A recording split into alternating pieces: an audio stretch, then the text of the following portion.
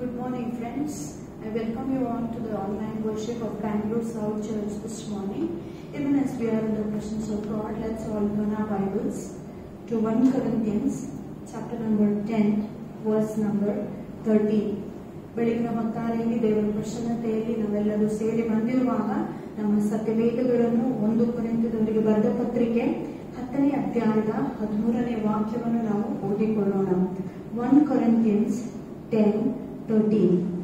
No temptation has overtaken you except what is common to us all, and God is faithful. He will not let you be tempted beyond what you can bear. But when you are tempted, He will also provide a way out so that you can endure it. ದೇವರ ವಾಕ್ಯ ಹೀಗೆ ಹೇಳುತ್ತದೆ, ಸಾಧಾರಣವಾಗಿ ಮನುಷ್ಯರಿಗೆ ಬರುವಂತಹ ಶೋಧನೆಗಳೇ ನಿಮಗೂ ಸಹ ಸಂಭವಿಸುತ್ತದೆ. ಆದರೆ ಈ ಎಲ್ಲಾ ಶೋಧನೆಗಳಲ್ಲಿ ದೇವರು ನಂಬಿಗಸ್ತನಾಗಿದ್ದಾನೆ. ನಿಮ್ಮ ಶಕ್ತಿಯ ಮೇರೆಗೆ ಯಾವುದೇ ಶೋಧನೆಯು ನಿಮಗೆ ಬರುವುದಕ್ಕೆ ಸಾಧ್ಯವಿಲ್ಲ. ನಿಮಗೆ ಶೋಧನೆಗಳು ಬರುವಾಗ ಶೋಧನೆಯಿಂದ ತಪ್ಪಿಸಿಕೊಳ್ಳುವುದಕ್ಕೆ ಆತನು ನಿಮಗೆ ಕೃಪೆ ಬಲವನ್ನು ಕೊಡುವುದಕ್ಕೆ ಶಕ್ತನಾಗಿದ್ದಾನೆ ಎಂಬುದಾಗಿ. What a wonderful scripture. The Bible says that what you and I go through is common to all of us. Many times we think like this: just because I follow God, just because I'm a child of God, I'm going through so many difficulties in my life. That's not true. The Bible says all these things are common. All temptations are common. All difficulties are all common to every human being. But in the midst of all these temptations, in the midst of all these difficulties, there is one great confidence that we have. What is that? That God is faithful. Hallelujah. ಅನೇಕ ಸಾರಿ ಕಷ್ಟಗಳನ್ನು ನಾವು ಅನುಭವಿಸುವಾಗ ನಾವು ಹೀಗೆ ಅಂದುಕೊಳ್ಳುತ್ತೇವೆ, ನಾವು ದೇವರ ಮಕ್ಕಳಾಗಿರುವ ಕಾರಣದಿಂದ ನಮ್ಗೆ ಇಷ್ಟೊಂದು ಕಷ್ಟ, ಇಷ್ಟೊಂದು ಉಪದ್ರವಗಳೆಂಬುದಾಗಿ. ಆದರೆ ಅದು ಸತ್ಯವಾದ ಮಾತಲ್ಲ. ದೇವರ ವಾಕ್ಯ ಸ್ಪಷ್ಟವಾಗಿ ನಮಗೆ ಹೇಳುತ್ತದೆ ಏನಂದ್ರೆ, ಮನುಷ್ಯ ಕುಲಕ್ಕೆ ಸಹಜವಾಗಿ ಬರುವಂತಹ ಕಷ್ಟಗಳು ನಮಗೂ ಸಹ ಬರುತ್ತಾ ಇದೆ. ಆದ್ರೆ ಉತ್ತೇಜನದ ಮಾತೇನೆಂದರೆ, ನಮ್ಮ ದೇವರು ನಂಬಿಗಸ್ತನಾಗಿದ್ದಾನೆ. The Bible says He is faithful. How is He faithful? He knows how much you and I can endure. ನಿಮಗೂ ನನಗೂ ಎಷ್ಟು ಸಹಿಸುವುದಕ್ಕೆ ಬಲ ಇದೆ ಅಂತ ಆಗಲೇ ದೇವರಿಗೆ ಗೊತ್ತಿದೆ. ಆ ಬಲದ ಅನುಸಾರವಾಗಿ ನಮಗೆ ಶೋಧನೆಗಳನ್ನು ಆತನು ಅನುಮತಿಸುವಂತಹ ದೇವರಾಗಿದ್ದಾನೆ. Hallelujah. I still remember this. Somebody said like this: whenever God puts you and me in the furnace of affliction, He makes sure that His finger is on the thermostat, and He will not allow even 1 degree more than you and I can endure. Hallelujah. ದೇವರು ನಮ್ಮನ್ನು ಉಷ್ಣತೆಯ ಆ ಒಂದು ಭದ್ರಗಳ ಮಧ್ಯದಲ್ಲಿ ಇರಿಸುವಾಗ ಆತನ ಬೆರಳು ಸದಾ ಕಾಲವೂ ಅದು ಆ ಉಷ್ಣತೆ ಎಷ್ಟಿರಬೇಕೆಂಬುದಾಗಿ ಅಳತೆ ಮಾಡುವುದಕ್ಕುಂಟು. ಆ ನಮಗೆ ಸಹಿಸಿಕೊಳ್ಳಲಾದಂತ ಉಷ್ಣತೆಗಳನ್ನು ಆತನ ಎಂದಿಗೂ ನಮ್ಮ ಜೀವಿತದಲ್ಲಿ ಅನುಮತಿಸುವುದಿಲ್ಲ. What a wonderful hope. What a wonderful God we have this morning. He will never allow you to be tempted more than you can endure. But then there is also a hope. When you are tempted, the Bible says He will also provide a way out so that you and I can endure it. ಶೋಧನೆಗಳು ನಮಗೆ ಬರುವಾಗ ಶೋಧನೆಗಳನ್ನು ಜಯಿಸುವುದಕ್ಕೆ ಆತನು ಬಲವನ್ನು ಕೊಡುವಂತಹ ದೇವರಾಗಿದ್ದಾನೆ. Hallelujah. What a wonderful God we have. Whenever you and I are tempted, we are not alone in this fray. You know why? Because Jesus Himself, the Bible says, when He walked on the face of the earth 2000 years back, He walked where you and I walked. He felt what you and I feel. He is a God who understands. He knows how frail we are. He knows what this humanity is made out of.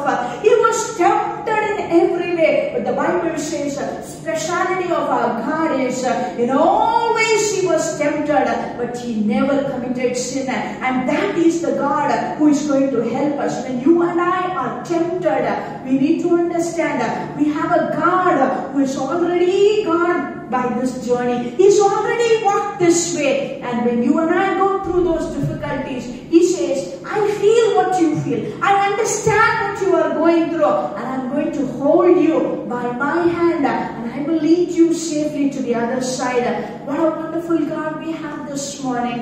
What a wonderful hope that we have, let us worship this God and let us praise this God. ದೇವರ ವಾಕ್ಯ ನಮಗೆ ಹೇಳುತ್ತದೆ 2000 ವರ್ಷಗಳಲ್ಲಿ ಯೇಸು ಸ್ವಾಮಿ ನೀವು ಮತ್ತು ನಾನು ನಡೆದಂತ ಇದೇ ಮಾರ್ಗಗಳನ್ನು ಆತನು ನಡೆದು ಬಂದವನಾಗಿದ್ದಾನೆ. ನಮ್ಮ ಅನ್ನಿಸುವಿಕೆಗಳನ್ನು ಅರ್ಥೈಸಿಕೊಳ್ಳುವಂತ ದೇವರಾಗಿದ್ದಾನೆ. ನಮ್ಮ ಬಲಹೀನತೆಗಳನ್ನು ತಿಳಿದಾತನು ಆತನಾಗಿದ್ದಾನೆ. ಮನುಷ್ಯ ಮಾತ್ರದವರು ಹೇಗೆ ವರ್ತಿಸುತ್ತಾರಂತ ಸಹ ಆತನಿಗೆ ಗೊತ್ತುಂಟು. ಆದ್ರೆ ಎಲ್ಲಾ ಶೋಧನೆಗಳು ಯೇಸು ಸ್ವಾಮಿಯ ಮೇಲೆ ಬಂದರು. ಆತನಲ್ಲಿರುವಂತಹ ಒಂದು ವಿಶೇಷತೆ ಏನಂದ್ರೆ ಆತನು ಪಾಪ ಮಾತ್ರ ಮಾಡಲಿಲ್ಲ. ಪಾಪ ಮಾತ್ರ ಮಾಡದೇ ಇರುವಂತಹ ದೇವರು ಇಂದು ನಿಮಗೂ ನನಗೂ ಸಹಾಯ ಮಾಡುವುದಕ್ಕೆ ಶಕ್ತನಾಗಿದ್ದಾನೆ. ಈ ದೇವರನ್ನು ಈ ಬೆಳಗಿನ ಹೊತ್ತಾರೆಯಲ್ಲಿ ನಾವು ಆರಾಧನೆ ಮಾಡಿ ದೇವರಲ್ಲಿ ಬೇಡಿಕೊಳ್ಳೋಣ. ದೇವರೇ, ಪ್ರತಿಯೊಂದು ಶೋಧನೆಗಳನ್ನು ಜಯಿಸುವುದಕ್ಕಾಗಿ ನನಗೆ ಕೃಪೆ ಮಾಡಿಕೊಡು. Hallelujah. Let's pray. Father, we thank you for this precious word this morning. God, we thank you that you walked where we are walking today. Lord, you felt what we feel today. You are the God who understands us today, and you are the God who is always by our side. We want to worship you, Lord God. Even this morning, I pray for each one of us as we have gathered together to worship you, Lord, that you would help us, so Lord God, knowing each one of our frailties, that you would give us victory over sin, victory over darkness, victory over every temptation, so Lord God, Father. And Lord, I pray many of you children who are going through tough times, give them the grace to endure it, Lord, that they would not be destroyed because of these afflictions, but post afflictions they would come out, Lord God, like gold, purified, O Master, bringing glory to your name, so that your image would be reflected in and through our lives. In Christ Jesus' name we pray. Amen. Amen.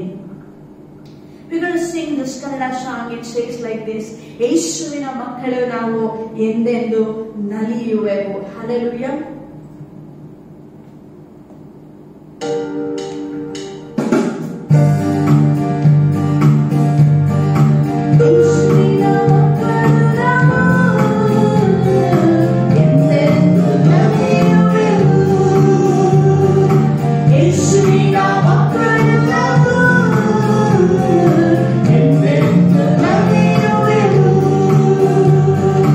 You're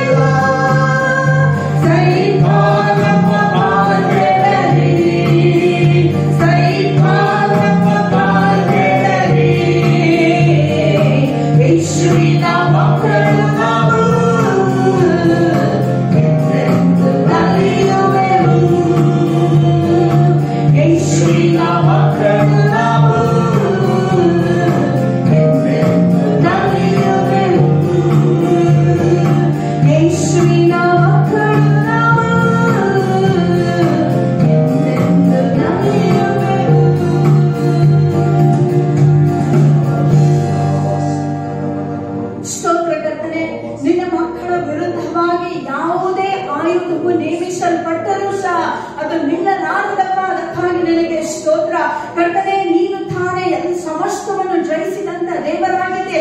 ಅದಕ್ಕಾಗಿ ನಿನಗೆ ಸ್ತೋತ್ರವಾಗಲೇ. ನಿನ್ನ ಮಕ್ಕಳ ಪರವಾಗಿ ಯುದ್ಧವನ್ನು ಮಾಡುವಂತ ದೇವರು ನೀನಾಗಿದೆ. ಅದಕ್ಕಾಗಿ ಸ್ತೋತ್ರ ಅಪ್ಪ ತಂದೆ. ಇಂದು ಕಾಣುವಂತಹ ಐಕ್ಯರು ಅವರು ಯಾರಾಗಿದ್ದರೂ ಸಹ ಸ್ವಾಮಿ ಕರ್ತನೆ ನಿನ್ನ ರಾಜ್ಯದ ವಿರುದ್ಧವಾಗಿ ನಿಲ್ಲಲಾರದಪ್ಪ. ಅದಕ್ಕಾಗಿ ನಿನಗೆ ಸ್ತೋತ್ರ.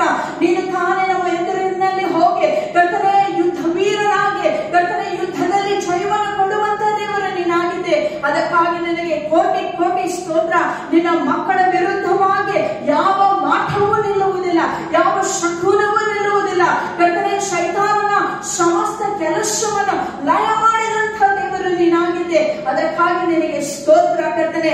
ನಮ್ಮ ಎಲ್ಲಾ ಶೋಧನೆಗಳಲ್ಲಿ ಸ್ವಾಮಿ ಜಯವನ್ನು ಕೊಡುವುದಕ್ಕೆ ಶಕ್ತನಾದ ದೇವರು ನೀನಾಗಿದೆ. ಅದಕ್ಕಾಗಿ ನಿನಗೆ ಸ್ತೋತ್ರ ಅಪ್ಪ. ನಿನ್ನ ಮಕ್ಕಳು ಯಾವುದೇ ವಿಷಯಕ್ಕೆ ಚಿಂತೆ ಮಾಡದೆ ಎಲ್ಲಾ ವಿಷಯಗಳಲ್ಲಿ ನಿನ್ನನ್ನು ಸ್ತುತಿಸುವುದಕ್ಕಾಗಿ ನೀನು ತಾನೇ ಕೃಪೆ ಮಾಡಿಕೊಡುವುದಾಗಿ ಯೇಸು ನಾಮದಲ್ಲಿ ಬೇಡಿಕೊಂಡಿದ್ದೇವೆ ತಂದೆಯಾದ ದೇವರೇ.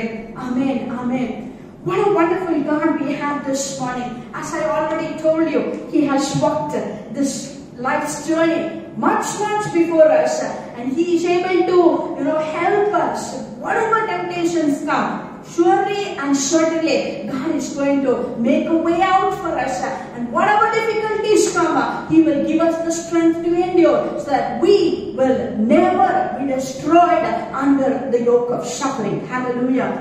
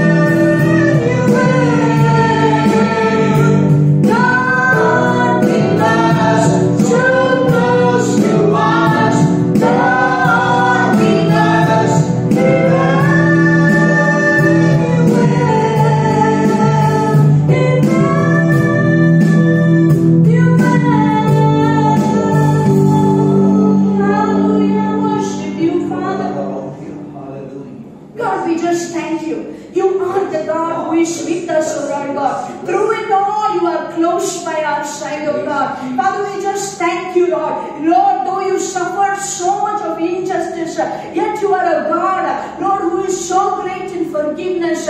Lord, because of you are being a forgiving God, all men revere you, Lord. How true, Lord Jesus. We just thank you. Thank you, Lord, that you paid for my wickedness. Lord, you wept, Lord, for my wasted years. Lord, you died in my place, Lord God, so that I can enjoy, Lord, abundant life for now and eternal life forever. Lord, I'm so much grateful, Lord God, that you paid the price for my sin. Lord, I thank you, Lord Jesus. While I was so much away from you, yet you thought of me, oh Lord God. You, Lord, shed your precious blood for me. And Lord, I just thank you that today you are present. You are Emmanuel. You are the God who is with us. Lord, you will always be with us. You will minister, Lord God, very closely to us. Thank you, Jesus. Thank you, Lord. We bless you. We worship you. We worship you. Let us worship this God this morning. He is the one who paid a great price for your sin and my sin. He poured out his last drop of blood so that you and I could be saved. There is none like our God. Let us worship this God, because by his stripes we are healed, because he has conquered. You and I also can be conquerors in Jesus' name. Hallelujah.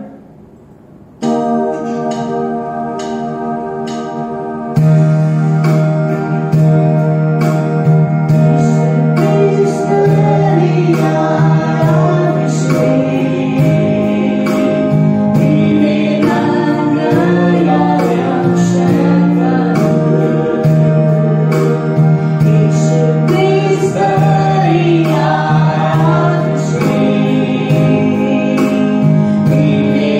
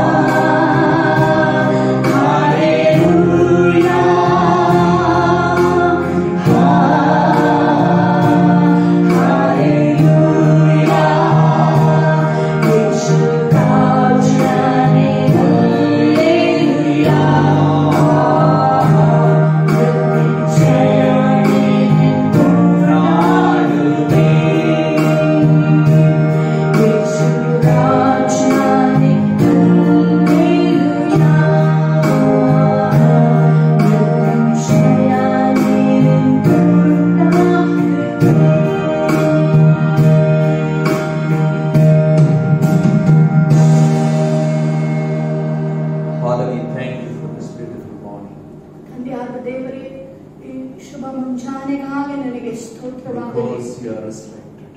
ನೀನು ಮೃತ್ಯುಂಜಯನಾಗಿರುವುದರಿಂದ, Because you are alive, ನೀನು ಜೀವಿಸುವ ಕಾರಣದಿಂದ we can live every day. ಇವತ್ತು ಸಹ ನಮಗೆ ಬದುಕುವುದಕ್ಕೆ ಸಾಧ್ಯ. We know you cares for us. ನೀನು ತಾನೇ ನಮಗೆ ಚಿಂತಿಸುವಂತ ದೇವರಾಗಿದ್ದೀಯ. Help us, Lord, to be careless in your care. ಕರ್ತನೇ, ನಿನ್ನ ಆ ಒಂದು ಕರುಣೆಯಲ್ಲಿ ನಾವು ನಿಶ್ಚಿಂತರಾಗಿರುವುದಕ್ಕೆ ನಮಗೆ ಸಹಾಯ ಮಾಡು. We bless your holy name. ನಿನ್ನ ನಾಮವನ್ನು ಭಜಿಸುತ್ತೇವೆ. In Jesus' name we pray. ಯೇಸು ನಾಮದಲ್ಲಿ ಬೇಡಿಕೊಳ್ಳುತ್ತೇವೆ. Amen. Amen. Good morning, friends. Welcome back to Bangalore South Church. Bengaluru south ಸಭೆಗೆ ನಿಮ್ಮೆಲ್ಲರನ್ನು ಮತ್ತೊಂದು ಸಾರಿ ನಾವು ಆಹ್ವಾನಿಸುತ್ತೇವೆ. We are in the Pilgrim Psalms.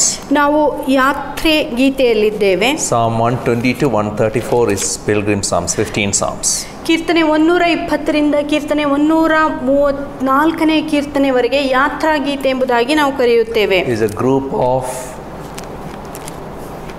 5 Psalms, 3 Psalms each. ಈ ಕೀರ್ತನೆಗಳು 5 ಗುಂಪುಗಳಲ್ಲಿ ವಿಂಗಡಿಸಲ್ಪಟ್ಟಿದೆ. ಪ್ರತಿಯೊಂದು ಗುಂಪಿನಲ್ಲಿ 3 ಕೀರ್ತನೆಗಳುಂಟು. And we see there's a pattern in the Psalms, the way it is put. The first Psalm will be on trouble, the second one is on trust, and third is on triumph. 3 ವಿಧವಾದಂಥ ಕೀರ್ತನೆಗಳು ಬರೆಯಲ್ಪಟ್ಟಿದೆ. ಮೊದಲನೇ ಕೀರ್ತನೆ ಸಂಕಷ್ಟಗಳ ಕುರಿತಾಗಿ, ಎರಡನೇ ಕೀರ್ತನೆ ದೇವರಲ್ಲಿ ಭರವಸೆಯ ಕುರಿತಾಗಿ, ಮೂರನೆಯ ಕೀರ್ತನೆ ಜಯದ ಕುರಿತಾಗಿ. Today we are in the fourth group of the Psalms, that is Psalm 129 is a psalm of trouble. ಇವತ್ತು ನಾವು 4ನೆಯ ಗುಂಪಿನ ಕೀರ್ತನೆಗಳನ್ನು ಕಲಿಯುತ್ತಾ ಇದ್ದೇವೆ. ಕೀರ್ತನೆ 129 ಅದು ಸಂಕಷ್ಟಗಳ ಕುರಿತಾಗಿ ಬರೆಯಲ್ಪಟ್ಟಿರುವಂತ ಕೀರ್ತನೆ. Shall we read Psalm 129? ಕೀರ್ತನೆ 129 ಓದಿಕೊಳ್ಳೋಣ. They have greatly oppressed me from my youth, let Israel say. They have greatly oppressed me from my youth, but they have not gained the victory over me. Plowmen have plowed my back and made their furrows long, but the Lord is righteous. He has cut me free from the cords of the wicked. May all who hate Zion be turned back in shame. May they be like grass on the roof, which withers before it can grow. With it the reaper cannot fill his hands, nor the one who gathers fill his arms. May those who pass by not say, the blessing of the Lord be upon you. We bless you in the name of the Lord. ಕೀರ್ತನೆ 129. ನನ್ನ ಯೌವನಾರಭ್ಯ ನನ್ನನ್ನು ಶತ್ರುಗಳು ಬಹಳ ಬಾಧಿಸಿದ್ದಾರೆಂದು ಇಸ್ರಾಯೇಲ್ ಈಗ ಹೇಳಬಹುದು. ನನ್ನ ಯೌವನದಿಂದ ಅವರು ನನ್ನನ್ನು ಬಹಳ ಬಾಧಿಸಿದರು, ಆದರೆ ಅವರು ನನ್ನನ್ನು ಗೆಲ್ಲಲಿಲ್ಲ. ಉಳುವವರು ನನ್ನ ಬೆನ್ನಿನ ಮೇಲೆ ಊತು ತಮ್ಮ ಸಾಲುಗಳನ್ನು ಉದ್ದ ಮಾಡಿದ್ದಾರೆ. ಯೆಹೋವನು ನೀತಿವಂತನು, ದುಷ್ಟರು ಹಾಕಿದ ಹಗ್ಗಗಳನ್ನು ಕಡಿದು ನಮ್ಮನ್ನು ಬಿಡುಗಡೆ ಮಾಡಿದ್ದಾನೆ. ಚಿಯೋನನ್ನು ದ್ವೇಷಿಸುವರೆಲ್ಲರೂ ನಾಚಿಕೆಪಟ್ಟು ಹಿಂದಿರುಗಲಿ. ಕೀಳುವಕ್ಕಿಂತ ಮುಂಚೆ ಒಣಗಿ ಹೋಗಿರುವ ಮಾಳಿಗೆಯ ಮೇಲಿನ ಹುಲ್ಲಿನ ಹಾಗೆ ಅವರು ಇರಲಿ. ಅದರಿಂದ ಕೊಯ್ಯುವವನು ತನ್ನ ಕೈಯನ್ನು, ಸಿವುಡು ಕಟ್ಟುವವನು ತನ್ನ ಉಡಿಯನ್ನು ತುಂಬಿಸಿಕೊಳ್ಳಲಾರನು. ಹಾದು ಹೋಗುವವರು, ಯೆಹೋವನ ಆಶೀರ್ವಾದವು ನಿಮ್ಮ ಮೇಲೆ ಇರಲಿ, ಯೆಹೋವನ ಹೆಸರಿನಲ್ಲಿ ನಿಮ್ಮನ್ನು ಆಶೀರ್ವದಿಸುತ್ತೇವೆ ಎಂದು ಹೇಳಲಾರರು. I titled today's sermon, The Pain and the Prayer. ನೋವು ಮತ್ತು ಪ್ರಾರ್ಥನೆ ಎಂಬ ಸಂದೇಶವನ್ನು ಇಂದು ನಾವು ಕೇಳಲಿಕ್ಕಿದ್ದೇವೆ. This psalm is all about persevering through pain and then gaining victory over things that oppose us. ಈ ಕೀರ್ತನೆಯನ್ನು ನಾವು ಕಲಿಯುವಾಗ ಕಷ್ಟಗಳನ್ನು ಸಹಿಸಿಕೊಂಡು ಕಷ್ಟಗಳ ಮೇಲೆ ಜಯವನ್ನು ಪಡೆದುಕೊಳ್ಳುವುದೇ ಇದರ ಮುಖ್ಯವಾದ ವಿಷಯವಾಗಿದೆ. Verses 1 to 4 is about the pain. 1ನೇ ವಾಕ್ಯದಿಂದ 4ನೇ ವಾಕ್ಯದವರೆಗೆ ನೋವಿನ ಬಗ್ಗೆ ಅಥವಾ ಸಂಕಷ್ಟಗಳ ಬಗ್ಗೆ ಬರೆಯಲ್ಪಟ್ಟಿದೆ. There is different types of pain. ಬೇರೆ ಬೇರೆ ವಿವಿಧ ರೀತಿಯ ನೋವುಗಳು, ಸಂಕಷ್ಟಗಳು ಉಂಟು. One day when you go to hospital and you are recognized that you discovered that you have cancer, the pain is different. ನೀವು ಆಸ್ಪತ್ರೆಗೆ ಒಂದು ಸಾರಿ ಚಿಕಿತ್ಸೆಗೆ ಹೋಗುವಾಗ ನಿಮಗೆ ಕ್ಯಾನ್ಸರ್ ರೋಗ ಬಂದಿದೆ ಎಂಬುದಾಗಿ ನಿಮಗೆ ಗೊತ್ತಾಗುವಾಗ ಅದರ ನೋವೇ ಬೇರೆ ಆಗಿರುತ್ತದೆ. But one day when you are walking through a road, somebody comes and stabs you without any reason, or try to rob your things, or extort you, or take your property and house, that is a different thing altogether. ಒಂದು ದಿನ ನೀವು ಹಾಗೆ ರಸ್ತೆಯಲ್ಲಿ ನಡೆದು ಹೋಗುತ್ತಿರುವಾಗ ಇತರರು ಬಂದು ನಿಮ್ಮಲ್ಲಿ ಇರುವಂತಹ ಸಾಮಾನುಗಳು ಕದಿಯುವುದಾಗಿರಬಹುದು, ಅಥವಾ ನೀವು ನಡೆಯುತ್ತಿರುವಾಗ ಬೇರೊಬ್ಬರು ಬಂದು ನಿಮ್ಮನ್ನು ಸಾಯಿಸುವುದಕ್ಕೆ ಪ್ರಯತ್ನಿಸುವಾಗ ಆ ಒಂದು ನೋವು ಅದು ಒಂದು ವ್ಯತಿರಿಕ್ತವಾದ ನೋವಾಗಿರುತ್ತದೆ. In the cancer pain, nobody to blame, but when the things of oppression happens, the things happens through the wicked's hands, that time we have somebody to blame. ನಮಗೆ ಕ್ಯಾನ್ಸರ್ ರೋಗ ಬರುವುದಾಗಿದ್ದರೆ ಆ ರೋಗಕ್ಕೆ ಬೇರೆಯವರ ಮೇಲೆ ಕಾರಣ ಹೇಳುವುದಕ್ಕಾಗಿ ದೂರ ಹೇಳುವುದಕ್ಕಾಗಿ ಯಾವ ಆಸ್ಪದವೂ ಇರುವುದಿಲ್ಲ. ಆದರೆ ಇನ್ನೊಂದು ಕಡೆಯಲ್ಲಿ ನೋಡುವುದಾಗಿದ್ದರೆ ಬೇರೆಯವರು ಇತರರು ನಮ್ಮನ್ನು ಹಿಂಸಿಸುವಾಗ, ನಮ್ಮನ್ನು ದಬ್ಬಾಳಿಸುವಾಗ, ನಮಗೆ ಅನ್ಯಾಯವನ್ನು ಮಾಡುವಾಗ ಆ ನೋವು ಅದು ಒಂದು ವಿಶೇಷವಾದ ನೋವಾಗಿರುತ್ತದೆ. ಆ ನೋವಿಗೆ ಅನೇಕ ವೈರಿಗಳು ಕಾರಣರಾಗಿರುತ್ತಾರೆ. The psalmist is reminding the whole Israel to sing along and repeats twice, they have greatly oppressed me from my youth.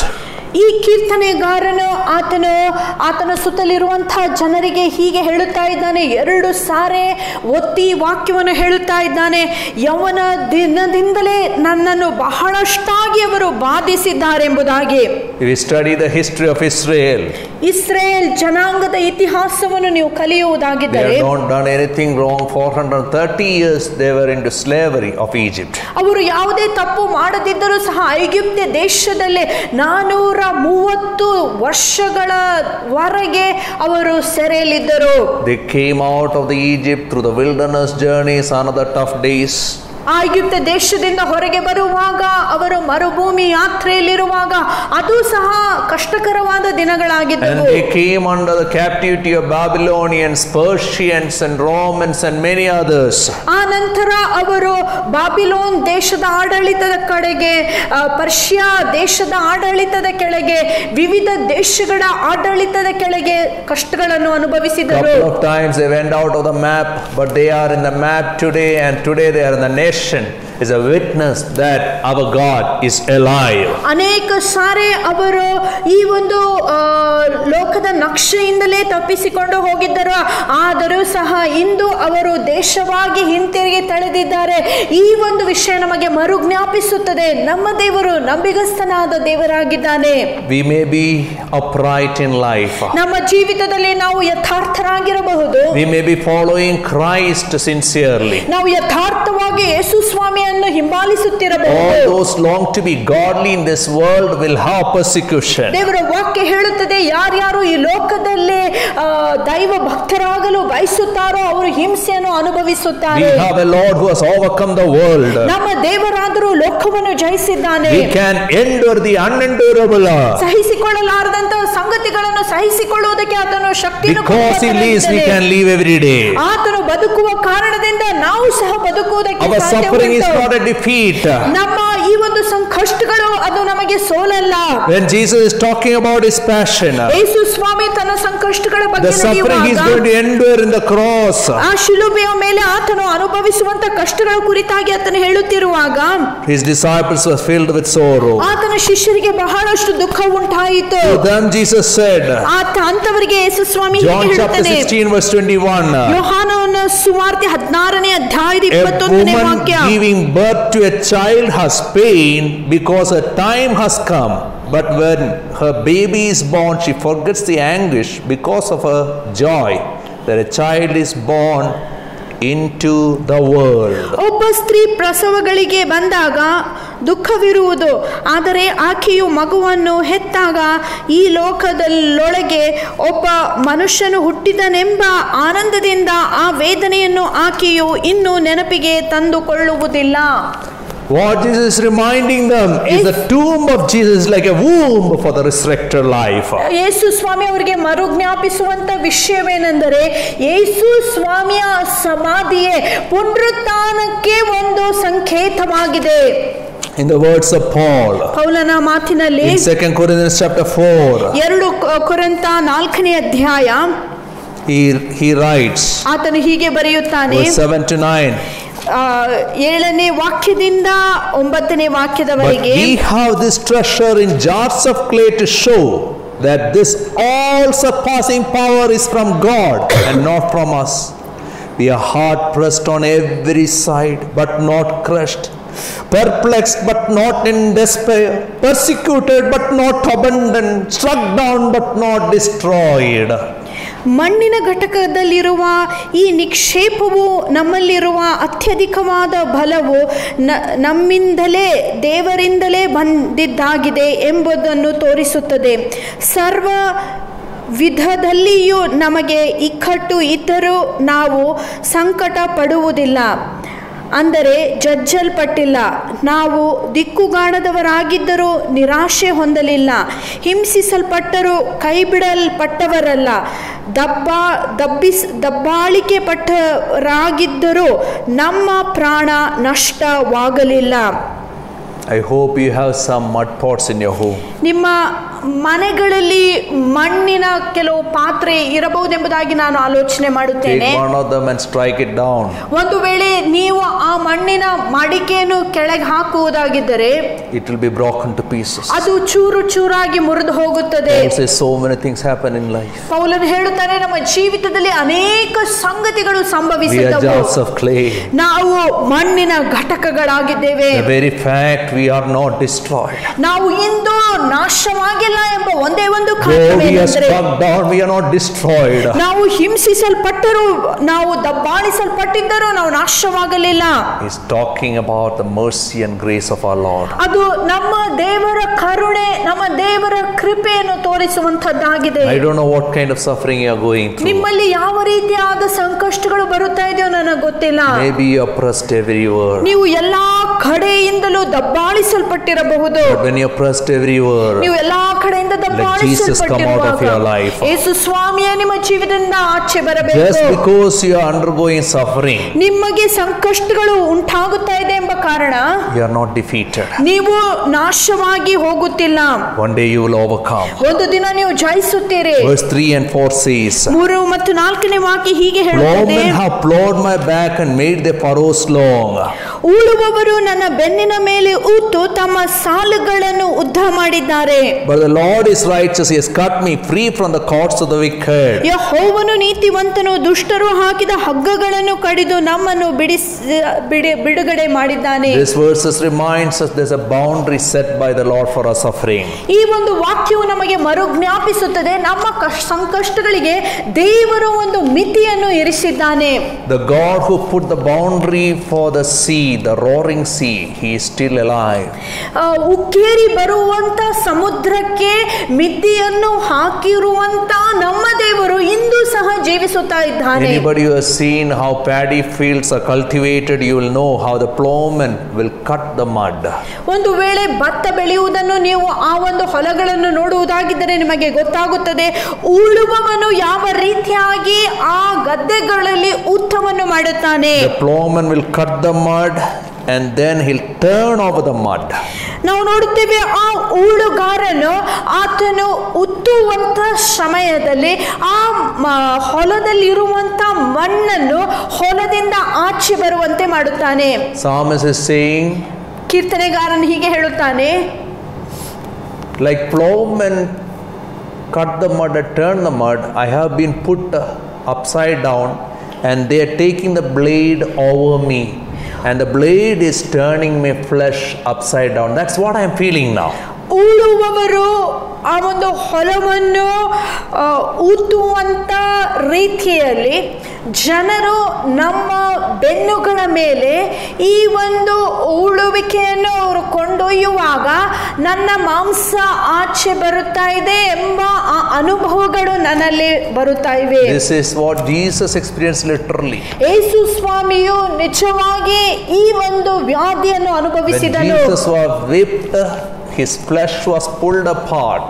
ಯೇಸು ಸ್ವಾಮಿಯನ್ನು ಅವರು ಚಡಿಯಿಂದ ಹೊಡೆಯುವಂಥ ವೇಳೆಯಲ್ಲಿ ಆತನ ಬೆನ್ನಿನ ಮೇಲಿರುವಂಥ ಮಾಂಸವು ಆಚೆ ಬಂದಿತು. But the beauty of this verse says, but the Lord is righteous, he has cut me free from the cords of the wicked. ಆದರೆ 4ನೇ ವಾಕ್ಯ ಸುಂದರವಾಗಿ ಹೀಗೆ ಹೇಳುತ್ತದೆ, ಯೆಹೋವನು ನೀತಿವಂತನು, ದುಷ್ಟರು ಹಾಕಿದ ಹಗ್ಗಗಳನ್ನು ಕಡಿದು ನಮಗೆ ಬಿಡುಗಡೆಯನ್ನು ಕೊಟ್ಟಿದ್ದಾನೆ. The rope which binds oxen to plow is cut. ಯಾವ ಆ ಹಗ್ಗವು ಈ ಉಳುಗಾರನ ಯಂತ್ರವನ್ನು ಜೋಡಿಸುತ್ತದೆಯೋ ಆ ಹಗ್ಗವನ್ನೇ ಆತನು ಮುರಿದು The ಹಾಕುತ್ತಾನೆ. cord which bound the victim is broken. ಆ ಒಬ್ಬ ವ್ಯಕ್ತಿಗೆ ನೊಗವಾಗಿ ಬರುವಂತ ಹಗ್ಗವನ್ನು ಆತನು ಮುರಿದು It's not ಹಾಕುತ್ತಾನೆ. just untied, ಅದು ಕೇವಲ ಬಿಚ್ಚಲ್ಪಟ್ಟಿಲ್ಲ, but it is cut forever. ಆದರೆ ನಿತ್ಯತ್ವಕ್ಕೆ ಅದು ಹರಿಯಲ್ಪಟ್ಟಿದೆ. As Israel was out of Egypt forever, ಯಾವ ರೀತಿಯಾಗಿ ಇಸ್ರಾಯೇಲ್ ದೇಶವು ಐಗುಪ್ತ ದೇಶದಿಂದ ಆಚೆ ಬಂದಿತು. God in his mercy, he has opened provision and set them apart. God has cut every yoke of the evil one. ದೇವರು ತಾನೇ ಸೈತಾನನ ಪ್ರತಿಯೊಂದು ಆ ಒಂದು ಹತೋಟಿಯನ್ನು ಮುರಿದು ನಿತ್ಯತ್ವಕ್ಕೆ ತನ್ನ ಜನರಿಗೆ ಬಿಡುಗಡೆಯನ್ನು And in ಕೊಟ್ಟಿದ್ದಾನೆ. this pilgrim psalms, the thoughts is again and again repeated. ಈ ಒಂದು ಯಾತ್ರೆ ಗೀತೆಯಲ್ಲಿ ಇದೇ ಆಲೋಚನೆ ಮೇಲಿಂದ ಮೇಲೆ ಹೇಳಲ್ಪಟ್ಟಿದೆ. Psalm 124 verse 7, it says, we are escaped like a bird out of the fowler's snare. ಕೀರ್ತನೆ 124:7ನೇ ವಾಕ್ಯ ಹೀಗೆ ಹೇಳುತ್ತದೆ, ನನ್ನ ಪ್ರಾಣವು ಪಕ್ಷಿಯ ಹಾಗೆ ಬೇಟೆಗಾರನ ಬಲೆಯಿಂದಲೂ ತಪ್ಪಿಸಿಕೊಂಡು ಹಾರಿತು. The snare has been broken, we have escaped. ಆ ಒಂದು ನೊಗವು ಮುರಿಯಲ್ಪಟ್ಟಿದೆ ಮತ್ತು ನಾವು ಅಲ್ಲಿಂದ ತಪ್ಪಿಸಿಕೊಂಡಿದ್ದೇವೆ. Psalm 125 verse 3 says, the scepter of the wicked is removed. ಕೀರ್ತನೆ 125:3ನೇ ವಾಕ್ಯ ಹೀಗೆ ಹೇಳುತ್ತದೆ, ದುಷ್ಟರ ಆ ಒಂದು ನ್ಯಾಯ ದಂಡವು ಅಲ್ಲಿಂದ And ತೆಗೆಯಲ್ಪಟ್ಟಿದೆ. then the righteous got back their property. ಆ ನಂತರ ನೀತಿವಂತರ ಸ್ವಾಸ್ಥ್ಯವು ಅವರಿಗೆ ಪಾಲಾಗಿ ಸಿಕ್ಕಿತು. 129:4 says, the cords are cut forever and we are free. ಕೀರ್ತನೆ 129:4ನೇ ವಾಕ್ಯ ಹೀಗೆ ಹೇಳುತ್ತದೆ, ಹಗ್ಗಗಳು ನಿತ್ಯತ್ವಕ್ಕಾಗಿ ಬಿಡಿಸಲ್ಪಟ್ಟಿವೆ, ನಾವು ಬಿಡುಗಡೆ ಹೊಂದಿದ್ದೇವೆ. All these verses talks only one thing, ಈ ಎಲ್ಲಾ ವಾಕ್ಯಗಳು ಹೇಳುವ ವಿಷಯ ಒಂದೇ, that God has set a limit for our suffering. ದೇವರು ನಮ್ಮ ಸಂಕಷ್ಟಗಳಿಗೆ ಒಂದು ಮಿತಿಯನ್ನು Don't ಇರಿಸಿದ್ದಾನೆ. say one thing after another, one conflict, another one pain after another pain. No, there's an end, God says. ನೀವು ಹೀಗೆ ಹೇಳಬೇಡಿರಿ, ಒಂದು ಸುರುಳಿಯ ಹಾಗೆ ಒಂದು ಕಷ್ಟದ ನಂತರ ಇನ್ನೊಂದು ಕಷ್ಟ, ಮೇಲಿಂದ ಮೇಲೆ ಕಷ್ಟಗಳೇ ಬರುತ್ತಾ ಇದೆ ಎಂಬುದಾಗಿ. ಆದರೆ ದೇವರ ವಾಕ್ಯವು ನಮಗೆ ಮರುಜ್ಞಾಪಿಸುತ್ತದೆ, ಅದೇನೆಂದರೆ ದೇವರು ನಮ್ಮ ಸಂಕಷ್ಟಗಳಿಗೆ ಒಂದು ಮಿತಿಯನ್ನು ಇರಿಸಿದ್ದಾನೆ. 1 Corinthians 10 verse 13. 1 ಕೊರಿಂಥ 10ನೇ ಅಧ್ಯಾಯದ No 13ನೇ ವಾಕ್ಯ. temptation has seized you except what is common to man, and God is faithful. He will not let you be tempted beyond what you can bear, but when you are tempted, he will also provide a way out so that you can stand up under it. ಮನುಷ್ಯರಿಗಾಗುವ ಶೋಧನೆ ಹೊರತು ಬೇರೆ ಯಾವುದೂ ನಿಮಗೆ ಸಂಭವಿಸಲಿಲ್ಲ. ಆದರೆ ದೇವರು ನಂಬಿಗಸ್ತನು, ನಿಮಗೆ ಸಹಿಸಲಾಸಾಧ್ಯವಾದ ಶೋಧನೆಗಳನ್ನು ಆತನು ನಿಮ್ಮ ಮೇಲೆ ಬರದಂತೆ ಬಿಡುವುದಿಲ್ಲ. ಆದರೆ ನಿಮಗೆ ಶೋಧನೆಗಳು ಬಂದಾಗ ಅವುಗಳನ್ನು ಸಹಿಸುವುದಕ್ಕೆ ಶಕ್ತರಾಗುವಂತೆ ಅವುಗಳಿಂದ ತಪ್ಪಿಸಿಕೊಳ್ಳುವ ಮಾರ್ಗವನ್ನು ಮಾಡುವನು. Our Lord is a faithful God. He is faithful in every way. ನಮ್ಮ ದೇವರು ನಂಬಿಗಸ್ತನಾದ ದೇವರಾಗಿದ್ದಾನೆ, ಎಲ್ಲಾ ರೀತಿಯಲ್ಲಿಯೂ ಸಹ ತನ್ನ Psalm ನಂಬಿಗಸ್ತನನು. 129 says, our Lord is a righteous Lord. ಕೀರ್ತನೆ 129 ಹೀಗೆ ಹೇಳುತ್ತದೆ, ನಮ್ಮ ದೇವರು ನೀತಿವಂತನಾದ Our ದೇವರಾಗಿದ್ದಾನೆ. Lord is used with suffering, familiar with suffering. ನಮ್ಮ ದೇವರು ತಾನೇ ಅನೇಕ ಸಂಕಷ್ಟಗಳನ್ನು ಅನುಭವಿಸಿ ಸಂಕಷ್ಟಗಳ ಪರಿಚಯ ಆತನಿಗೆ ಸರಿಯಾಗಿ He ಉಂಟು. is a man of sorrows. ಆತನು ಸಂಕಷ್ಟಗಳಿಂದ ನೋವುಗಳಿಂದ ತುಂಬಿದಂತಹ In ವ್ಯಕ್ತಿಯಾಗಿದ್ದಾನೆ. Isaiah 50 ಯೆಶಾಯನ ಪ್ರವಾದನೆ ಗ್ರಂಥ verse 6, 50ನೇ ಅಧ್ಯಾಯದ 6ನೇ ವಾಕ್ಯ. I offered my back to those who beat me, my cheeks to those who pulled out my beard. I did not hide my face from mocking and spitting.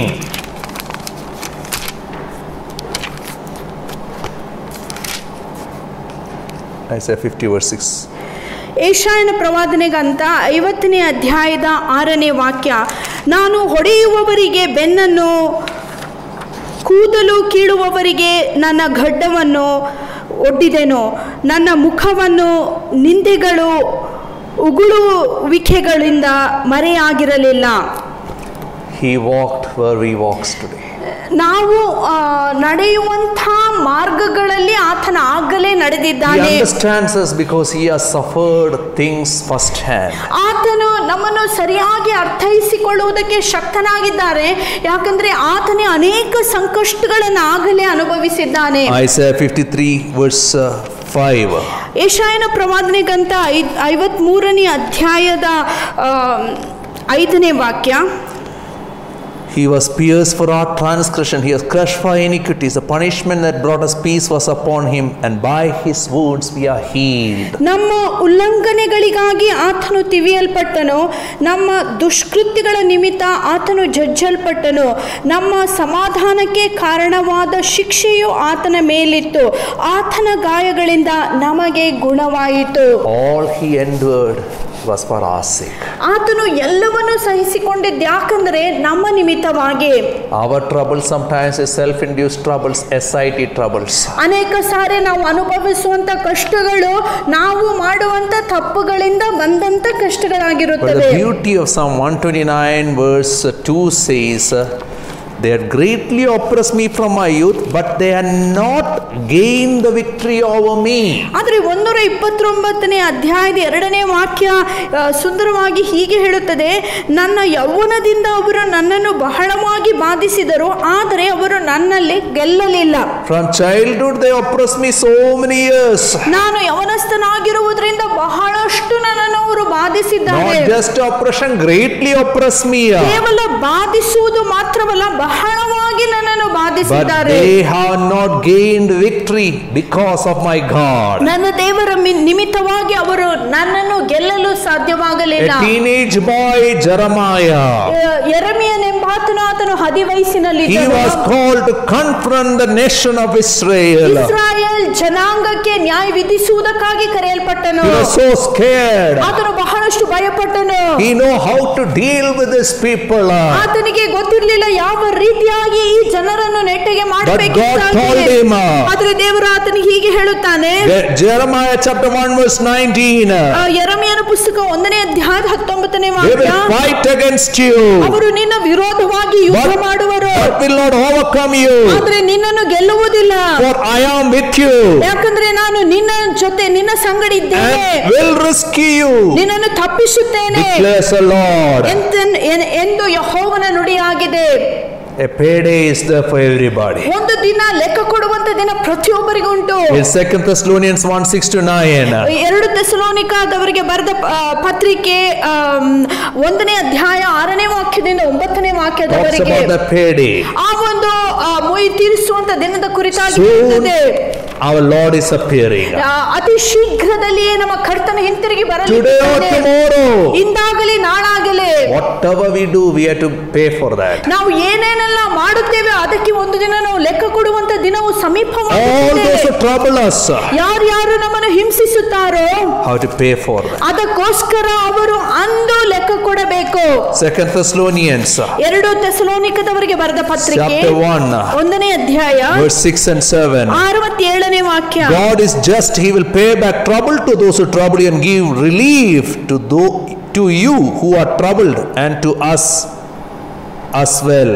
This will happen when the Lord Jesus revealed from heaven in blazing fire with his powerful angels. ನಮ್ಮನ್ನು ಸಂಕಟ ಪಡಿಸುವವರಿಗೆ ಪ್ರತಿಯಾಗಿ ಸಂಕಟವನ್ನು ಸಂಕಟ ಪಡುವವರಾದ ನಮಗೆ ನಮ್ಮೊಡನೆ ಉಪಶಮನವನ್ನು ಕೊಡುವುದು ದೇವರಿಗೆ ನ್ಯಾಯವಾಗಿದೆ.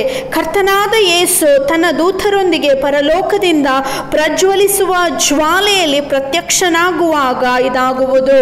The intense pain, ನಿಮ್ಮಲ್ಲಿರುವಂಥ ಆ ಮಹಾ The ಸಂಕಟಗಳಿಗೋಸ್ಕರ long pain induced by others is not easy to take. ಇತರರು ನಿಮ್ಮ ಮೇಲೆ ಕೊಡುವಂತ ಸಂಕಷ್ಟಗಳು ಅಥವಾ ನಿಮ್ಮನ್ನು ಬಾಧಿಸುವಾಗ ಅದು ಅನುಭವಿಸುವುದಕ್ಕೆ ಸರಳವಾಗಿರುವುದಿಲ್ಲ. Injustice is always painful. ಅನ್ಯಾಯವು ಯಾವಾಗಲೂ ನೋವನ್ನುಂಟು ಮಾಡುವಂತದ್ದಾಗಿದೆ. The unendurable. ಆದ್ರೆ ಸಹಿಸಿಕೊಳ್ಳದೆ ಇರುವಂತ ಸಂಗತಿಗಳನ್ನು ನಾವು ಸಹಿಸಿಕೊಳ್ಳುವಾಗ God Emmanuel is with us. ಯಾಕಂದ್ರೆ ಇಮ್ಮಾನುವೇಲಾದ ದೇವರು ನಮ್ಮ ಜೊತೆಯಲ್ಲಿದ್ದಾನೆ. We are not just survivors. ನಾವು ಕೇವಲ ಹಾಗೆ ಬದುಕುವವರಲ್ಲ. We are warriors. ನಾವು ಯುದ್ಧವೀರರಾಗಿದ್ದೇವೆ. We are warriors, prayer warriors. ನಾವು ಪ್ರಾರ್ಥನೆಯಲ್ಲಿ ಯುದ್ಧವೀರರಾಗಿದ್ದೇವೆ. And that's what we see verse 5 to 8. ಅದನ್ನೇ ನಾವು 5ನೇ ವಾಕ್ಯದಿಂದ 8ನೇ ವಾಕ್ಯದವರೆಗೆ Our ನೋಡುತ್ತೇವೆ. weapons are very powerful. ನಮ್ಮ ಆಯುಧಗಳು ಅದು ಬಹಳಷ್ಟು ಬಲವಾದ Our ಆಯುಧಗಳು. liquid prayers will break every opposition. ನಮ್ಮ ಕಣ್ಣೀರಿನ ಪ್ರಾರ್ಥನೆಗಳು ಸಕಲ ವ್ಯಾಧಿಯನ್ನು ಮುರಿಯುವುದಕ್ಕೆ ಶಕ್ತವಾಗಿದೆ. Because our Father will be so compassionate to us. ಯಾಕಂದ್ರೆ ನಮ್ಮ ಸ್ವರ್ಗೀಯ ತಂದೆಯು ಆತನು ಅನುಕಂಪದಿಂದ ನಮ್ಮ ಕಡೆಗೆ ಆತನು ನೋಡುವಾತನಾಗಿದ್ದಾನೆ. He will develop his character in and through our pain. ನಮ್ಮ ಆ ಸಂಕಷ್ಟಗಳ ಮುಖಾಂತರ ಆತನ ಗುಣಾತಿಶಯಗಳನ್ನು ನಮ್ಮಲ್ಲಿ ತೋರ್ಪಡಿಸುತ್ತಾನೆ. Verse 5 to 8 is about the prayer. 5ನೇ ವಾಕ್ಯದಿಂದ 8ನೇ ವಾಕ್ಯದವರೆಗೆ ಪ್ರಾರ್ಥನೆ ಕುರಿತಾಗಿ ಬರೆಯಲ್ಪಟ್ಟಿದೆ. It's all about God's people will last. ಯಾವ ರೀತಿಯಾಗಿ ದೇವರ ಜನರು ಕೊನೆಗೊಳ್ಳುತ್ತಾರೆ ಎಂಬುದಾಗಿ ಬರೆಯಲ್ಪಟ್ಟಿದೆ. ದುಷ್ಟರು ಅಲ್ಲಿ ಮುಂದುವರಿಯುವುದಿಲ್ಲ. ಅವರ ಎಲ್ಲ ಆಲೋಚನೆಗಳು ತಳ್ಳಲ್ಪಡುತ್ತವೆ.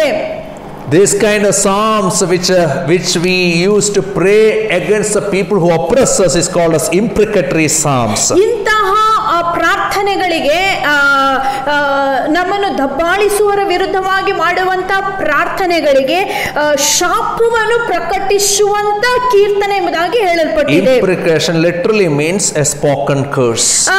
ಈ ಇಂಪ್ರಿಕೇಶನ್ ಎಂಬುದಾಗಿ ಹೇಳುವಂತ ಸಮಯದಲ್ಲಿ ನಾವು ಅದರ ಅರ್ಥ ನೋಡುವುದಾಗಿದ್ದರೆ ಶಾಪವನ್ನು ಪ್ರಕಟಿಸುವಂತ ಪ್ರಾರ್ಥನೆಗಳು. Israel people in Psalm 137 they are saying happy are the people take small babies and smash them to the rocks.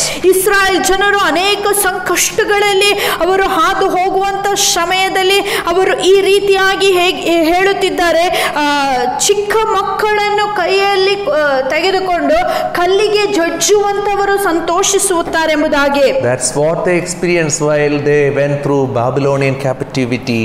Babylon ದೇಶದಲ್ಲಿ ಸೆರೆಯಾಗಿ ಅವರು ಇರುವಂತ ಸಮಯದಲ್ಲಿ ಅವರ ಅನುಭವವೇ ಇದಾಗಿತ್ತು.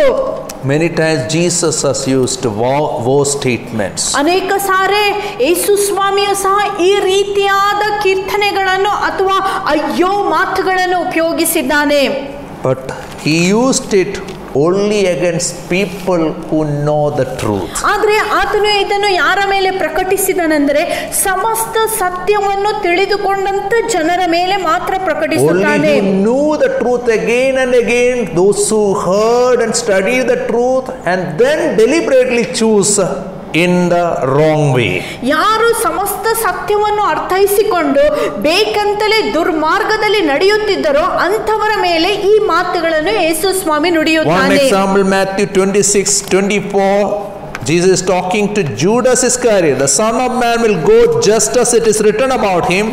But woe to that man who betrays the Son of Man. It would be better for him if he had not been born. ಉದಾಹರಣೆಗಾಗಿ ಯೇಸು ಸ್ವಾಮಿಯು ಈ ಮಾತನ್ನು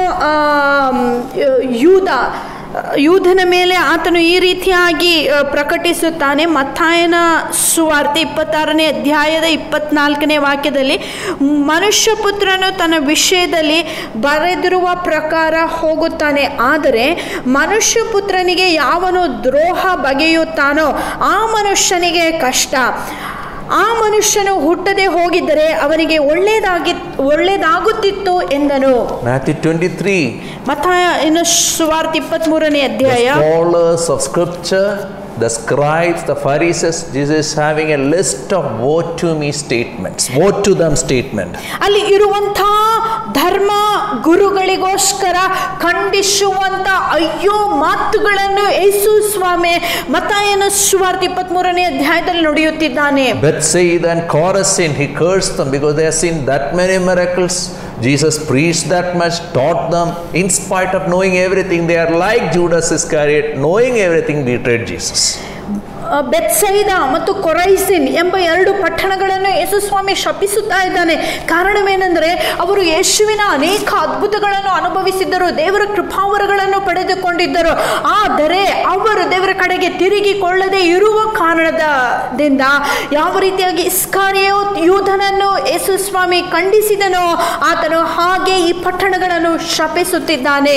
Verse 129 verse 5, may all who hate Zion be turned back in shame. ಕೀರ್ತನೆಗಳು 129ನೇ ವಾಕ್ಯ, ಚೀಯೋನನ್ನು ದ್ವೇಷಿಸುವರೆಲ್ಲರೂ ನಾಚಿಕೆ ಪಟ್ಟು ಹಿಂದಿರುಗಲಿ.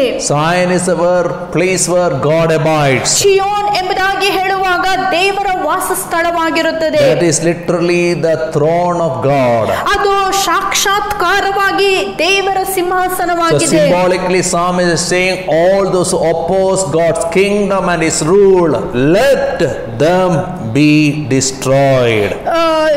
ಸೂಚಕವಾಗಿ ದೇವರು ಹೇಳುವಂತ ಮಾತು, ದೇವರ ವಾಕ್ಯ ಹೇಳುವಂತ ಮಾತೇನೆಂದರೆ ದೇವರ ರಾಜ್ಯವನ್ನು ವಿರೋಧಿಸುವಂತ ಪ್ರತಿಯೊಬ್ಬರು ನಾಚಿಕೆ ಪಟ್ಟು ಹಿಂದಿರುಗಲಿ. Let them be turned back in shame. ಅವರು ನಾಚಿಕೆ ಪಟ್ಟು ಹಿಂದಿರುಗಲಿ, ಅವರು ನಾಶವಾಗಿ ಹೋಗಲಿ. When David was running away from his enemies, ಒಂದು ದಿನ ದಾವೀದನು ತನ್ನ ವೈರಿಗಳಿಂದ ಓಡಿ ಹೋಗುವಂತ ಸಮಯದಲ್ಲಿ in Psalm 35 he prayed, God contend with those who contend with me. ಕೀರ್ತನೆ 135ರಲ್ಲಿ ಆತನು ಪ್ರಾರ್ಥನೆ ಮಾಡುತ್ತಿದ್ದಾನೆ, ದೇವರೇ ನನ್ನನ್ನು ವಿರೋಧಿಸುವವರನ್ನು ನೀನು ವಿರೋಧಿಸು. In verse 4 he says, may those who seek for life be disgraced and put to shame, may those who plot my ruin be turned back in dismay. 4ನೇ ವಾಕ್ಯದಲ್ಲಿ Psalm 35 verse 4, ಕೀರ್ತನೆ 35 4ನೇ ವಾಕ್ಯ ಹೀಗೆ ಹೇಳುತ್ತದೆ, ನನ್ನ ಪ್ರಾಣವನ್ನು ಹುಡುಕುವವರು ನಾಚಿಕೆ ಪಟ್ಟು ಅವಮಾನ ಹೊಂದಲಿ, ನನಗೆ ಕೇಡು ಕಲ್ಪಿಸುವವರು ಹಿಂದಿರುಗಿ ಲಜ್ಜೆ ಪಡಲಿ. so many things he talks to. ಅಲ್ಲಿ ಅನೇಕ ವಿಷಯಗಳನ್ನು ಆತನು ಬರೆಯುತ್ತಿದ್ದಾನೆ. All these things you can talk with people who oppress you. ಯಾರ್ಯಾರು ನಿಮ್ಮನ್ನು ಬಾಧಿಸುತ್ತಾರೋ ಅಂಥವರಿಗೆ ಮಾತುಗಳನ್ನು ಹೇಳಬಹುದು. You can voice all your pain to God. ಆದರೆ ನಿಮ್ಮ ಎಲ್ಲಾ ನೋವುಗಳನ್ನು ನೀವು ದೇವರ ಮುಂದೆ ವ್ಯಕ್ತಪಡಿಸಲು You can be honest with the Lord. ನೀವು ದೇವರ ಮುಂದೆ ಯಥಾರ್ಥವಾಗಿ ನಿಮ್ಮ ಅನ್ನಿಸುವಿಕೆಗಳನ್ನೆಲ್ಲ ಹೇಳಲು ಸಾಧ್ಯವಿದೆ. Because God told in Abrahamic covenant. ಯಾಕಂದ್ರೆ ದೇವರು ತಾನೇ ಅಬ್ರಹಾಮನ ಜೊತೆಗೆ ಮಾಡಿರುವಂತ ಒಡಂಬಡಿಕೆಯಲ್ಲಿ ಹೀಗೆ ಹೇಳುತ್ತಾನೆ. Genesis 12 verse 3. ಆದಿಕಾಂಡ ಪುಸ್ತಕ 12ನೇ ಅಧ್ಯಾಯದ 3ನೇ ವಾಕ್ಯ. God told Abraham, you are mine. ದೇವರು ಅಬ್ರಹಾಮನಿಗೆ ಹೇಳುತ್ತಾನೆ, ಅಬ್ರಹಾಮನೇ ನೀನೇ ನನ್ನವನು. I will bless those who bless you. ಯಾರು ನಿನ್ನನ್ನು ಆಶೀರ್ವದಿಸುತ್ತಾರೋ ಅವರನ್ನು ನಾನು I will curse those who curse you. ಯಾರು ನಿನ್ನನ್ನು ಶಪಿಸುತ್ತಾರೋ ಅವರನ್ನು ನಾನು ಶಪಿಸುತ್ತೇನೆ. Verse 6 and 7 of Psalm 129. ಕೀರ್ತನೆ 129 6 ಮತ್ತು 7ನೇ ವಾಕ್ಯ. May they be like grass from the root which withers before it can grow. ಕೀಳುವಕ್ಕಿಂತ ಮುಂಚೆ ಒಣಗಿ ಹೋಗುವ ಮಾಳಿಗೆಯ ಮೇಲಿನ ಹುಲ್ಲಿನ ಹಾಗೆ ಅವರು ಇರಲಿ. Pray that the plans of the wicked people will be foiled. ಪ್ರಾರ್ಥನೆ ಮಾಡಿರಿ, ದುಷ್ಟರ ಸಕಲ ಆಲೋಚನೆಗಳು ನಾಶವಾಗಿ ಹೋಗಬೇಕೆಂಬುದಾಗಿ. In the culture of setting up Israel, ನಾವು ನೋಡುತ್ತೇವೆ ಇಸ್ರಾಯೇಲ್ ಜನಾಂಗದ ಆ ಒಂದು ಸಮುದಾಯದಲ್ಲಿ ಅಂದು above the tiles dust will come and accumulate. ಆ ಮಾಳಿಗೆಯ ಮೇಲೆ ಕೆಲವೊಂದು ಧೂಳು ಬಂದು ಕುಳಿತುಕೊಳ್ಳುತ್ತಿತ್ತು. Seeds will come and start growing there. ಅಲ್ಲಿ ಕೆಲವು ಬೀಜಗಳು ಹಾಗೆ ಬೀಳುವುದಾಗಿದ್ದರೆ ಆ ಬೀಜಗಳು ಅಲ್ಲಿ ಬೆಳೆಯಲು ಆರಂಭಿಸುತ್ತಿದ್ದವು. ಆದರೆ ಅದು ಬಹಳಷ್ಟು ಬೆಳೆಯುವುದಕ್ಕೆ ಸಾಧ್ಯವಿಲ್ಲ. Indian summer comes, it will get burned. ಆ ಒಂದು ಸೂರ್ಯನ ಉಷ್ಣತೆಯು ಹೆಚ್ಚಾಗುವಂತಹ ವೇಳೆಯಲ್ಲಿ ಆ ಒಂದು ಗಿಡಗಳು ಅದೆಲ್ಲ ಒಣಗಿ ಹೋಗುತ್ತವೆ. It is compared with the harvest in verse 7. 7ನೇ ವಾಕ್ಯದಲ್ಲಿ ಸುಗ್ಗಿಯ ವಿಷಯವಾಗಿ ಅದು ಹೋಲಿಸಲ್ಪಟ್ಟಿದೆ. When the farmer harvests things, he can pill, there is so much things to store, but here the grass produce anything only, nothing will be produced. Before it is produced, it will be totally wasted, totally lost. ರೈತನು ತನ್ನ ಬೆಳೆಗಳನ್ನು ಬೆಳೆಯುವಾಗ ಆತನು ಬೆಳೆಗಳು ಬೆಳೆದ ನಂತರ ಸಿವುಡುಗಳನ್ನು ಆತನು ಸೇರಿಸಿಕೊಳ್ಳುತ್ತಾನೆ. ಆದರೆ ಈ ಒಂದು ಸಂಭವದಲ್ಲಿ ಆ ಒಂದು ಹುಲ್ಲು ಬೆಳೆಯುವುದಕ್ಕೆ ಆಸ್ಪದವೇ ಇಲ್ಲ. All those who oppose God's plans and purposes, their plans all their schemes should be foiled. That's what we are encouraged to pray. ನಾವು ಯಾವುದಕ್ಕಾಗಿ ಪ್ರಾರ್ಥನೆ ಮಾಡಬೇಕಂದ್ರೆ ದೇವರ ರಾಜ್ಯವನ್ನು ವಿರೋಧಿಸುವಂತ ಪ್ರತಿಯೊಬ್ಬರ ಆಲೋಚನೆಗಳೆಲ್ಲ ಅದು ಹಾಳಾಗಿ ಹೋಗಬೇಕೆಂಬುದಾಗಿ. One day David is running. ಒಂದು ದಿನ ದಾವೀದನು ಓಡುತ್ತಿದ್ದಾನೆ. He is running barefoot. ಆತನು ಚಪ್ಪಲಿಗಳಿಲ್ಲದೆ ಆತನು ಓಡುತ್ತಿದ್ದಾನೆ. He is putting sand over ash over his body. He is crying and weeping and running. ಆತನು ಬೂದಿಯನ್ನು ತಲೆ ಮತ್ತು ದೇಹದ ಮೇಲೆ ಧರಿಸಿಕೊಂಡು ಆತನು ಜೋರಾಗಿ ಅಳುತ್ತಾ ಆತನು ಓಡಿ ಹೋಗುತ್ತಿದ್ದಾನೆ. He crossed the Kidron Valley. Kidron ಆ ತೆಗ್ಗನ್ನು ಆತನು ದಾಟಿ ಮುಂದೆ And then he is climbing only a mountain. ಆತನು ಈಗ ಎಣ್ಣೆ ಆ ಗುಡ್ಡವನ್ನು ಹತ್ತುತ್ತಿದ್ದಾನೆ. And then in 2 Samuel 15:31. ಮತ್ತು 2 ಸಮುವೇಲ್ 15ನೇ ಅಧ್ಯಾಯ 31ನೇ ವಾಕ್ಯದಲ್ಲಿ somebody told him, ಯಾರು ಆತನಿಗೆ ಹೀಗೆ ಹೇಳುತ್ತಾರೆ, "Oh King David, your advisor Ahithophel is with your son now." ಈ ದಾವೀದನೇ ನಿನಗೆ ಜ್ಞಾನೋಕ್ತಿಯನ್ನು ಹೇಳುವಂತ ಅಹಿತೋಫಿಲನು ಆತನು ನಿನ್ನ ಮಗನ ಜೊತೆ ಆತನು ಸೇರಿಕೊಂಡಿದ್ದಾನೆ. In his pain, ಆತನ ನೋವಿನಲ್ಲಿ, in his humiliation, ಆತನ ಆ ನಾಚಿಕೆಗೆಟ್ಟ sincerely ಪರಿಸ್ಥಿತಿಯಲ್ಲಿ David cried out, ದಾವೀದನು ಆತನು ಮನಪೂರ್ವಕವಾಗಿ ದೇವರ turn Ahithophel's counsel into foolishness. ಓ ದೇವರೇ, ಆ ಅಹಿತೋಫಿಲ್ ಕೊಡುವಂತ ಆಲೋಚನೆಯನ್ನು ಹುಚ್ಚು ಮಾತನಾಗಿ ನೀನು ಮಾಡು. And the miracle happened. ಆನಂತರ ಒಂದು ಅದ್ಭುತ ಅಲ್ಲಿ ನಡೆಯಿತು. Ahithophel, what he said was 100% right, good advice. ಅಹಿತೋಫಿಲ್ ಕೊಟ್ಟಿರುವಂತ ಉಪದೇಶ ಅದು ನಿಜವಾಗಿ ಒಳ್ಳೆ ಉಪದೇಶವಾಗಿತ್ತು. But it was the last advice of Ahithophel. ಆದರೆ ಅದು ಅಹಿತೋಫಿಲ್ ಕೊಟ್ಟಂತ ಕೊನೆಯ ಜ್ಞಾನೋಕ್ತಿಯಾಗಿತ್ತು. And then is the funeral service of Ahithophel. ಆ ನಂತರ ಅಹಿತೋಫಿಲ್ ಆತ್ಮಹತ್ಯೆ ಮಾಡಿಕೊಳ್ಳುತ್ತಾನೆ. Pray that God will stop the wicked in their tracks. ದೇವರು ದುಷ್ಟರ ಪ್ರತಿಯೊಂದು ದುರ್ಮಾರ್ಗಗಳನ್ನು ನಿಲ್ಲಿಸಬೇಕೆಂಬುದಾಗಿ ಪ್ರಾರ್ಥಿಸಿರಿ. If you are godly, you will see so many things, miracle after miracle. ನೀವು ದೈವ ಭಕ್ತರಾಗಿರುವುದಾಗಿದ್ದರೆ ಅದ್ಭುತದ ನಂತರ ಅನೇಕ ಅದ್ಭುತಗಳನ್ನು ನೀವು ನೋಡುತ್ತೀರಿ. Wicked cover themselves with cursing. ಆದರೆ ದುಷ್ಟರಾದರೂ ಶಾಪದಿಂದ ತಮ್ಮನ್ನು ಸುತ್ತಿಕೊಳ್ಳುತ್ತಾರೆ. If you live like you belong to God, then things will be a miracle every day for you. ನೀವು ದೇವರಿಗೆ ಸೇರಿದವರಾಗಿದ್ದೀರಿ ಎಂಬ ಮನೋಭಾವನೆಯಿಂದ ನೀವು ಬದುಕುವುದಾಗಿದ್ದರೆ ಪ್ರತಿನಿತ್ಯವೂ ನಿಮಗೆ ಅದ್ಭುತವೇ ನಿಜವಾಗಿರುತ್ತದೆ. In verse 8 we have a blessing. The blessing of the Lord be upon you. We bless you in the name of the Lord. 8ನೇ ವಾಕ್ಯದಲ್ಲಿ ಒಂದು ಆಶೀರ್ವಾದವಿದೆ. ಯೆಹೋವನ ಆಶೀರ್ವಾದವು ನಿಮ್ಮ ಮೇಲಿರಲಿ, ಯೆಹೋವನ ಹೆಸರಿನಲ್ಲಿ ನಿಮ್ಮನ್ನು ಆಶೀರ್ವದಿಸುತ್ತೇವೆ. This is a normal blessing in harvest time. ನಾವು ನೋಡುತ್ತೇವೆ ಸುಗ್ಗಿ ಕಾಲದಲ್ಲಿ ಬಹುತೇಕವಾಗಿ ಅವರು ಪ್ರಕಟಿಸುವಂತ ಆಶೀರ್ವಾದ ಇದಾಗುತ್ತಿತ್ತು. In Ruth chapter 2 verse 4 you can see Boaz is coming to his people, all those who are working in the field, and he is telling, the blessing of the Lord is be upon you. And then their response, we bless you in the name of the Lord.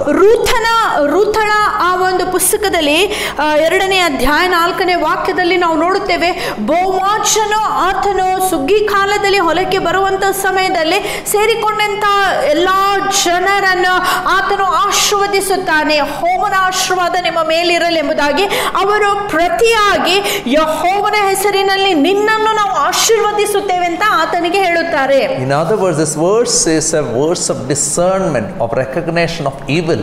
In other words, don't bless everyone, bless the godly, those who belong to God. Everybody who claims to be Christian or everybody who call Lord, Lord are not belonging to Christ because they are not following in his steps. ಈ ವಾಕ್ಯವು ಒಂದು ವಿವೇಚನದ ವಾಕ್ಯವಾಗಿದೆ. ನಿಮ್ಮ ಜೀವಿತದಲ್ಲಿ ನೀವು ಭೇಟಿಯಾಗುವಂತ ಪ್ರತಿಯೊಂದು ಜನರನ್ನು ಆಶೀರ್ವದಿಸಬೇಕಾಗಿಲ್ಲ.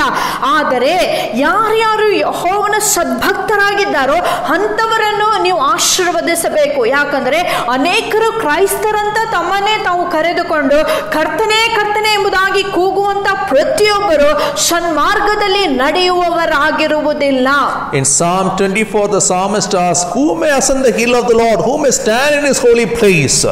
ಕೀರ್ತನೆ 24ನೇ ಅಧ್ಯಾಯದಲ್ಲಿ 15ನೇ ಅಧ್ಯಾಯ 4ನೇ ವಾಕ್ಯದಲ್ಲಿ ಕೀರ್ತನೆಗಾರನು ಆತನು ಹೀಗೆ ಹೇಳುತ್ತಾನೆ, ಯೆಹೋವನ ಆಲಯಕ್ಕೆ ಹೋಗುವುದಕ್ಕೆ ಯಾವನು ಯೋಗ್ಯನಾಗಿದ್ದಾನೆ, ಯೆಹೋವನ ಪ್ರಸನ್ನತೆಯಲ್ಲಿ ನಿಂತುಕೊಳ್ಳುವುದಕ್ಕೆ ಯಾವನು ಯೋಗ್ಯನಾಗಿದ್ದಾನೆ.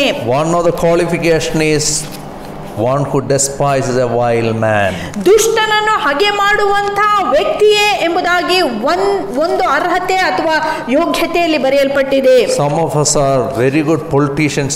We say yes to everybody because we want to please everybody. ನಾವು ಕೆಲವು ಜನರು ನಮ್ಮಲ್ಲಿ ನಾವು ರಾಜಕಾರಣಿಗಳ ಹಾಗಿದ್ದೇವೆ.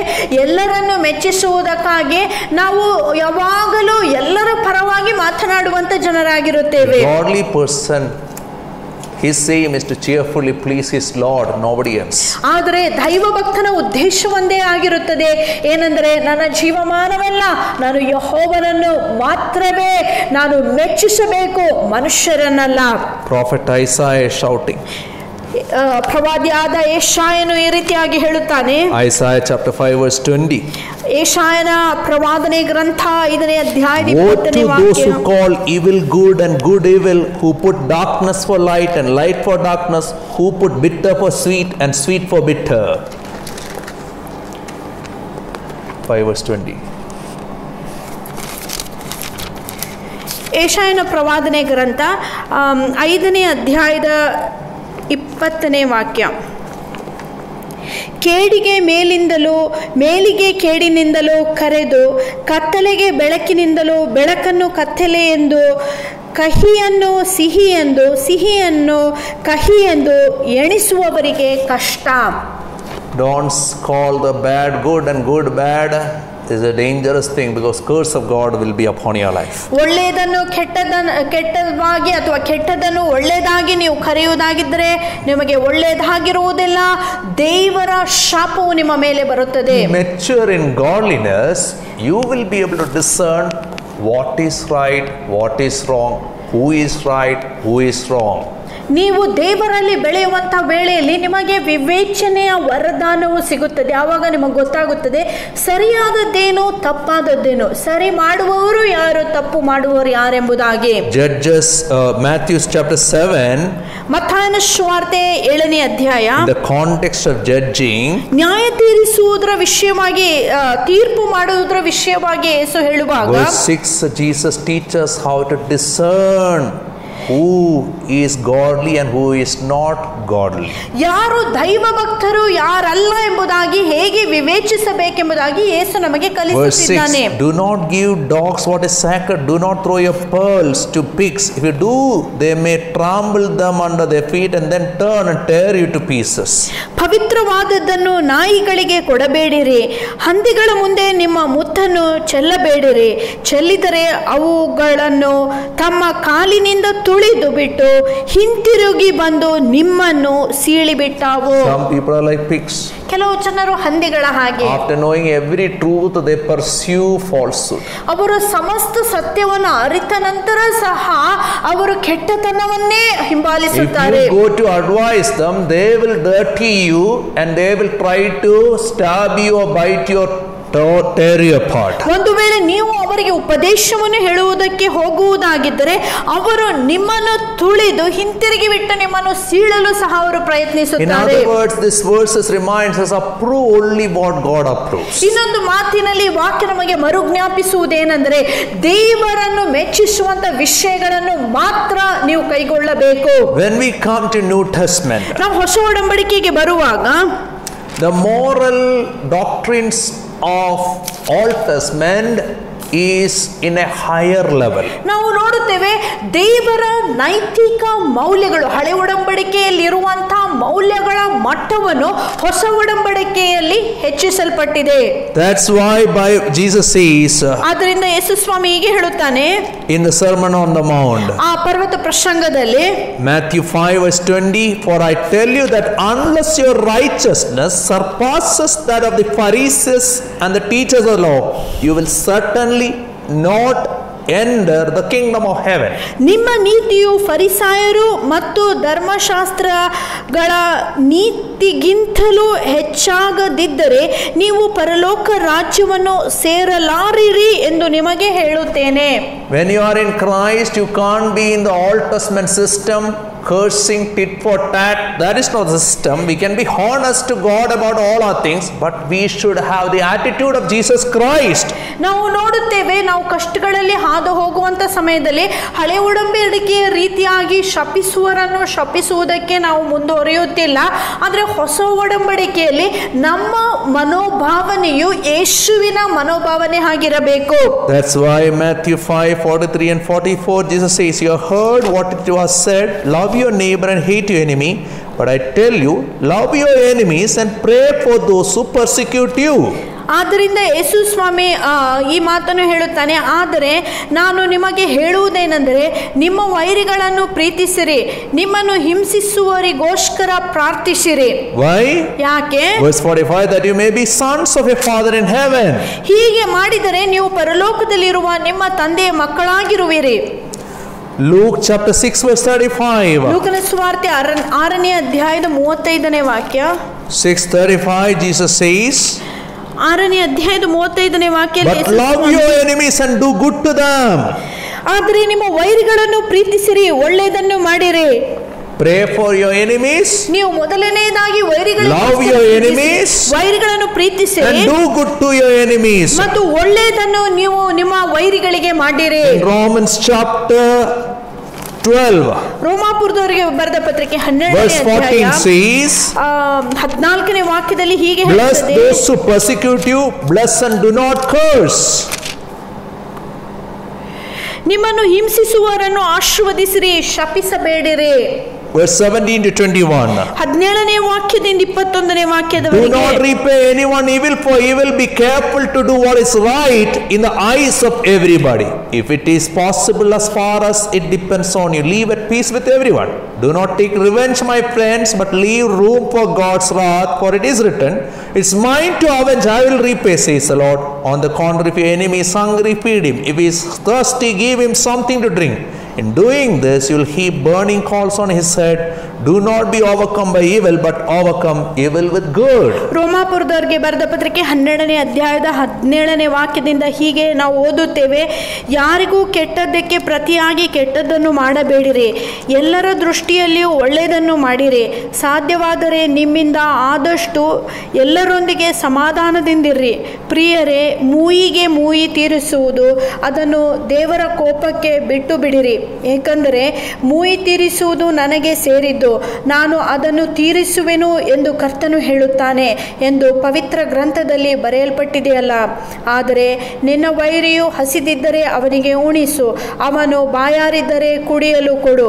ಹೀಗೆ ಮಾಡುವುದರಿಂದ ನೀನು ಅವನ ತಲೆಯ ಮೇಲೆ ಉರಿಯುವ ಕೆಂಡಗಳನ್ನು ಸುರಿಸಿದಂತಾಗುವುದು. Our real enemies are not human beings. ನಮ್ಮ ನಿಜವಾದ ವೈರಿಗಳು ಮನುಷ್ಯ ಮಾತ್ರದವರಲ್ಲ. They are in the invisible realm. ಅವರು ಅದೃಶ್ಯ ಮಟ್ಟದಲ್ಲಿರುವಂತವರಾಗಿದ್ದಾರೆ. Unless you see the invisible God, you can't fight the battle with the invisible forces. ಅದೃಶ್ಯವಾದ ದೇವರ ಭೇಟಿಯನ್ನು ನೀವು ಹೊಂದದಿದ್ದರೆ ಅದೃಶ್ಯವಾದಂತ ವೈರಿಗಳೊಟ್ಟಿಗೆ ನಿಮಗೆ ಯುದ್ಧ ಮಾಡಲು ಸಾಧ್ಯವಾಗಲ್ಲ.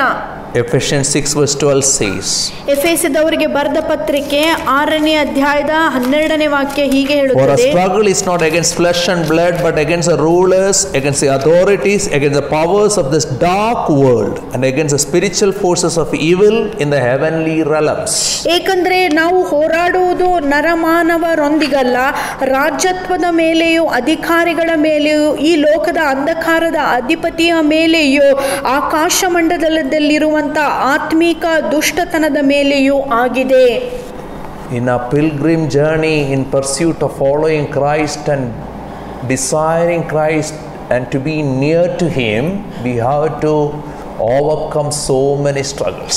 ನಾವು ಈ ಒಂದು ಯಾತ್ರಾ ಪ್ರಯಾಣದಲ್ಲಿರುವಂಥ ಸಮಯದಲ್ಲಿ ದೇವರ ಆ ಒಂದು ಸ್ಥಳವನ್ನು ಮುಟ್ಟುವಕ್ಕಿಂತ ಮುಂಚೆ ಅನೇಕ ಹೋರಾಟಗಳನ್ನು ಹೋರಾಡಿ ಜಯವನ್ನು ಸಾಧಿಸಿ ನಾವು ಅಲ್ಲಿ ಮುಟ್ಟಬೇಕಾಗಿದೆ. In our struggles, ನಮ್ಮ ಆ ಹೋರಾಟದಲ್ಲಿ the greatest enemy to overcome ನಾವು ಜಯಿಸಬೇಕಾದಂತ ಅತಿ ಶ್ರೇಷ್ಠವಾದ ವೈರಿ ಅಂದರೆ is our flesh. ಅದು ನಮ್ಮ ಸ್ವಂತ ಮಾಂಸ.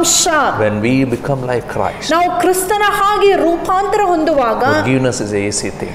ಆಗ ಕ್ಷಮಿಸುವುದು ಸುಲಭವಾಗಿರುತ್ತದೆ. Cursing is an easy thing for the wicked people. ದುಷ್ಟರಿಗೆ ಶಪಿಸುವಂತದ್ದು ಬಹಳಷ್ಟು ಸುಲಭವಾದಂತದ್ದು. Blessing godly can do. ಆದರೆ ಆಶೀರ್ವದಿಸುವುದು ದೈವ ಭಕ್ತರಿಗೆ We ಮಾತ್ರ have a ಸಾಧ್ಯತೆ. Lord who blesses even when he is bleeding. ನಮ್ಮ ದೇವರಾದರೂ ಆತನು ರಕ್ತವನ್ನು ಸುರಿಸುವಾಗಲೂ ಸಹ ಆಶೀರ್ವದಿಸುವಂತ ದೇವರಾಗಿದ್ದಾನೆ. Even when people accuse and crucify him, at the cross he is praying, forgive them, Father. ಜನರು ಆತನನ್ನು ಶಿಲುಬೆ ಮೇಲೆ ಏರಿಸಿ ಆತನನ್ನು ದೂಷಿಸುವಂತ ಸಮಯದಲ್ಲಿ ಶಿಲುಬೆಯಿಂದ ಯೇಸು ಸ್ವಾಮಿ ಕೂಗುತ್ತಿದ್ದಾನೆ, ದೇವರೇ ಅವರನ್ನು ಕ್ಷಮಿಸು. Let us persevere through the pains. ನಾವು ಈ ಕಷ್ಟಗಳ ಮುಖಾಂತರ ನಾವು ಜಯವನ್ನು We will ಹೊಂದಿಕೊಳ್ಳೋಣ. overcome every pain.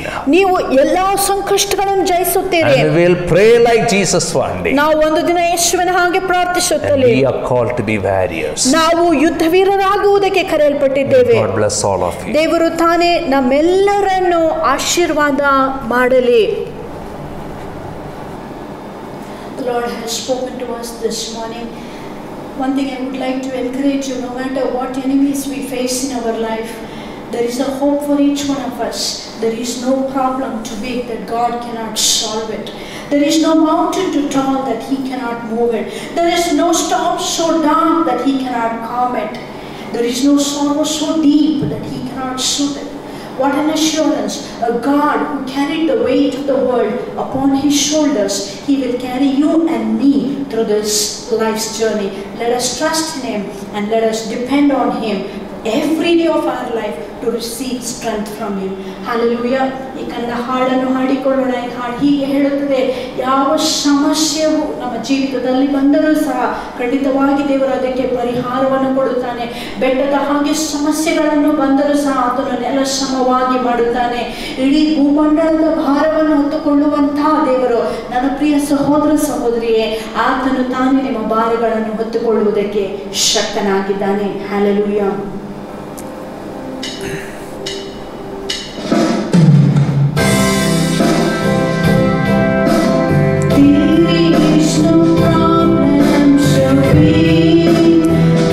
Cannot solve it.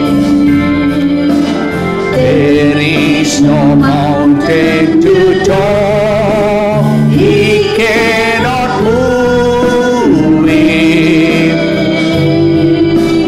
There is no soul to die. God cannot calm it. There is no sorrow today, He cannot soothe me. If He carry the weight of the world upon His shoulders, I know my brother that He will carry you. If He carry the weight of the world upon His shoulders, I know my sister that He will carry you. There is no problem to me. God cannot solve it. There is no mountain so tall, He cannot move it. There is no storm to die. God cannot calm it. There is no sorrow today. He cannot soothe it. If He carry the weight of the world upon His shoulders, I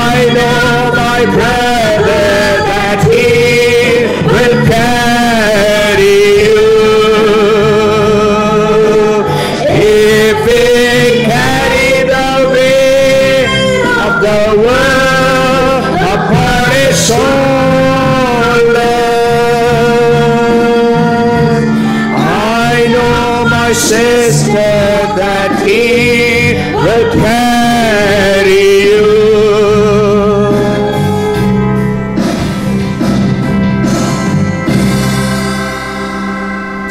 Heavenly Father, help us, Lord, to cast a burden upon you.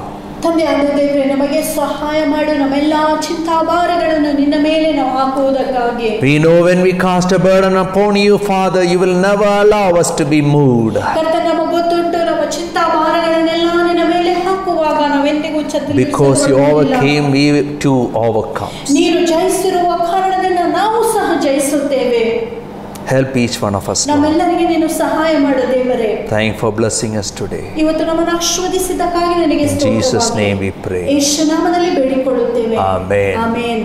We'll have the benediction. ನಾವು ಅಂತ್ಯ ಆಶೀರ್ವಾದವನ್ನು May the ಪಡೆದುಕೊಳ್ಳೋಣ. amazing grace of our Lord and Savior Jesus Christ, ನಮ್ಮ ಯೇಸು ಕ್ರಿಸ್ತನ ಅಳತೆ ಇಲ್ಲದಂತಹ ಕೃಪೆಯು, the lavish love of God the Father, ತಂದೆಯಾದ ದೇವರ ಮಿತಿ ಇಲ್ಲದಂತಹ and ಪ್ರೀತಿಯು, continuous leading of the blessed Holy Spirit ಪರಿಶುದ್ಧಾತ್ಮನ ನಿತ್ಯವಾದ ನಡೆಸುವಿಕೆಯು be with each one of us ನಮ್ಮೆಲ್ಲರ ಜೊತೆಯಲ್ಲಿ ಸದಾ ಕಾಲವಿರಲಿ. to pray like Jesus. ಯೇಸುವಿನ ಹಾಗೆ ಪ್ರಾರ್ಥನೆ ಮಾಡುವುದಕ್ಕೆ God bless all of you. ದೇವರು ತಾನೇ ನಿಮ್ಮೆಲ್ಲರನ್ನು ಆಶೀರ್ವಾದ ಮಾಡಲಿ.